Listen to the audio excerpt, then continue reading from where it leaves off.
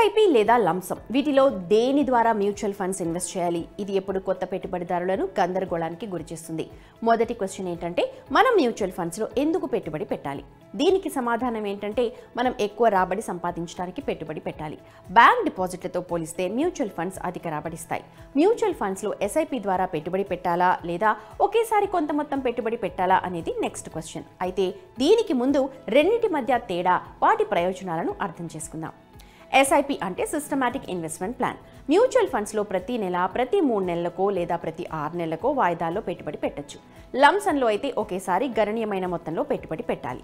Mutual ఫండ్స్లో పెట్టుబడి పెట్టడం వల్ల పెద్ద ప్రయోజనం ఏంటంటే కాంపౌండింగ్. ఈ కాంపౌండింగ్ అంటే పెట్టుబడిపై మీరు సంపాదించే రాబడి అని అర్థం. ఇది మీ ప్రిన్సిపల్ అమౌంట్లో భాగమవుతుంది. అంటే పెట్టుబడి పెట్టిన మొత్తం ఈ విధంగా దీర్ఘకాలంలో మీకు మంచి సంపదను అందిస్తుంది. కాబట్టి ఎస్ఐపి ఎవరికి కరెక్ట్? మ్యూచువల్ ఫండ్స్లో ఎస్ఐపి కొత్త పెట్టుబడిదారులకు ఒక మంచి ఆప్షన్. ముఖ్యంగా యువ నిపుణులు, శాలరీ తీసుకునేవారు, గృహిణులు, విద్యార్థులకు బాగుంటుంది. మీరు ఇక్కడ నెలకు 500తో పెట్టుబడి స్టార్ట్ చేయొచ్చు. మీరు చిన్న మొత్తంతో ఎస్ఐపిని స్టార్ట్ చేయొచ్చు. క్రమంగా మొత్తాన్ని పెంచుకోవచ్చు. దీనికోసం మీరు ప్రతి క్షణం మార్కెట్ను ట్రాక్ చేయాల్సిన అవసరం కూడా లేదు.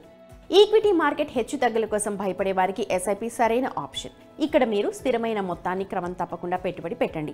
మార్కెట్ డౌన్ అయినప్పుడు మీరు ఎక్కువ యూనిట్లను పొందుతారు. అయితే మార్కెట్ పెరిగినప్పుడు తక్కువ యూనిట్లు వస్తాయి. ఇది యూనిట్కు ధరను తగ్గించడంలో హెల్ప్ చేస్తుంది. దీన్నే రూపీ కాస్ట్ యావరేజింగ్ అంటారు. లంసమ్ పెట్టుబడితో పోలిస్తే ఎస్ఐపి తక్కువ రిస్క్ అని చెప్తారు.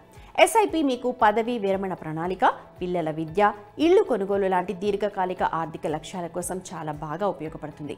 మీరు మీ ప్రతి లక్ష్యానికి ఎస్ఐపిలను కేటాయించుకోవచ్చు. మీరు మీ ఆర్థిక లక్ష్యాలను సులభంగా ట్రాక్ చేయొచ్చు. లంసమ్ పెట్టుబడి ఎవరికి అనుకూలంగా ఉంటుందో చూద్దాం. ఈక్విటీ మ్యూచువల్ ఫండ్స్లో ఒకేసారి పెట్టుబడి పెట్టడం అనేది ఎక్కువ మొత్తంలో మిగులు డబ్బు ఉన్న వాళ్లకు సూట్ అవుతుంది. ఇది బోనస్ కావచ్చు, మెచ్యూర్డ్ ఫిక్స్డ్ డిపాజిట్స్ అమౌంట్ కావచ్చు, ఆస్తుల అమ్మకం ద్వారా వచ్చే ఆదాయం లేదా వారసత్వం ద్వారా వచ్చే మొత్తం కావచ్చు. నిధులను తక్షణం పెట్టుబడి పెట్టడానికి ఇది ఒక మంచి ఆప్షన్. మార్కెట్ అస్థిరతను తట్టుకోగలిగిన వారికి, త్వరగా ఆర్థిక లక్ష్యాలను సాధించే లక్ష్యంతో ఎక్కువ రిస్క్ తీసుకోవాలనుకునే వారికి ఇలా ఒకేసారి పెట్టుబడి పెట్టడం సాధ్యమవుతుంది. మార్కెట్ పెరుగుదల వల్ల ఎస్ఐపితో పోలిస్తే లంసమ్ పెట్టుబడికి ఎక్కువ రాబడిని అందించే సామర్థ్యం ఉంటుంది.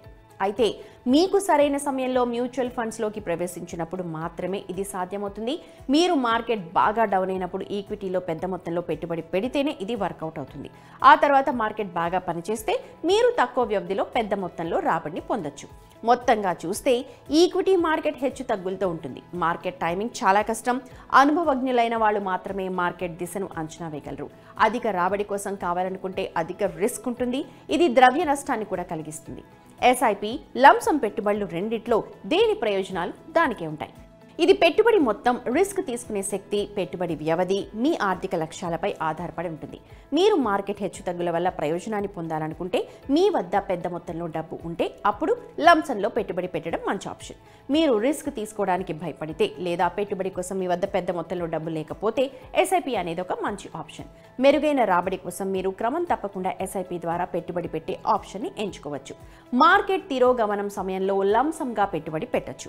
ఏదైనా మ్యూచువల్ ఫండ్లో పెట్టుబడి పెట్టే ముందు క్షుణ్ణంగా పరిశోధించండి. ఈక్విటీ మ్యూచువల్ ఫండ్స్లో రిటర్న్స్, రిస్క్స్ రెండూ ఉన్నాయి. కాబట్టి మీరు అనుభవజ్ఞులైన ఆర్థిక సలహాదారుని సలహా తీసుకోవాలి. మీ పోర్ట్ఫోలియోని క్రమం తప్పకుండా సమీక్షించండి.